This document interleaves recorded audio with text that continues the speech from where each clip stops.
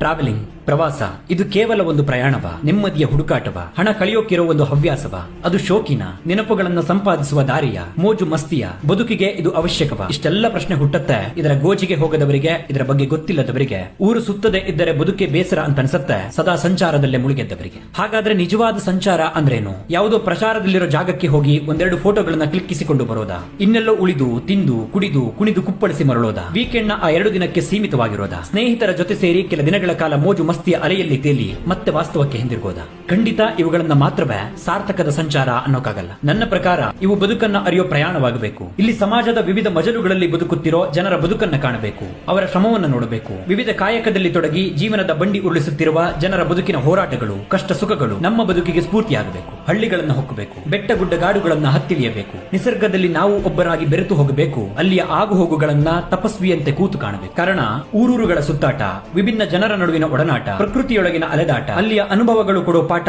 ಯಾವ ವಿಶ್ವವಿದ್ಯಾಲಯದಲ್ಲೂ ಸಿಗಲ್ಲ. ಪ್ರಯಾಣಗಳು, ಪುಸ್ತಕಗಳು ಮನುಷ್ಯನನ್ನ ಪ್ರಬುದ್ಧನನ್ನಾಗಿ ಮಾಡುತ್ತವೆ, ಜೀವನವನ್ನ ಕಲಿಸುತ್ತವೆ. ಅದಕ್ಕಾಗಿ ವ್ಯಯಿಸಿದ ಹಣ ಎಂದಿಗೂ ವ್ಯರ್ಥವಾಗಲ್ಲ. ಕೊನೆಯದಾಗಿ ಹೇಳೋದಾದ್ರೆ, ಸಂಪಾದಿಸು ಹಣದ ಜೊತೆಗೆ ನೆನಪುಗಳನ್ನ, ಸುತ್ತಾಡು ನೆನಪುಗಳ ಜೊತೆಗೆ ನೆಮ್ಮದಿ ಕೊಡೋ ಜಾಗಗಳನ್ನ. ಯಾಕಂದ್ರೆ ಇರೋದು ಒಂದೇ ಜನ್ಮ, ಒಂದೇ ಜೀವನ. ನಾಳೆಗಾಗಿಯೇ ಬದುಕುತ್ತಾ ಕಳೆದುಕೊಳ್ಳಬೇಡ ನಿನ್ನ ಈ ಅಮೂಲ್ಯವಾದ ಇಂದಿನ ಬದುಕನ್ನ.